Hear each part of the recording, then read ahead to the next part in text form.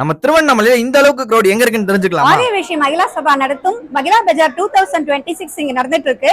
கமலாஷி பாண்டரங்கன் மகாலா அந்த கிரௌட் தான் நீங்க இப்ப பாத்துட்டு இருக்கிறது. இந்த மெகா லைஃப் ஸ்டைல் எக்ஸ்போல இங்க எக்கச்சக்கமான ஸ்டால்ஸ் போட்டிருக்காங்க. அதுலயும் இங்க Dresses, கன்சல்டேஷன், Dressesல சாரீஸ், சுடிதார், சல்வாஸ் இந்த மாதிரி எக்கச்சக்கமான வெரைட்டிஸ் நிறைய வேரியஸ் பிராண்ட்ல அதுவும் நம்ம திருவண்ணாமலை மட்டும் இல்லாம நிறைய வெளியூர்ல இருந்துமே வந்து போட்டிருக்காங்க.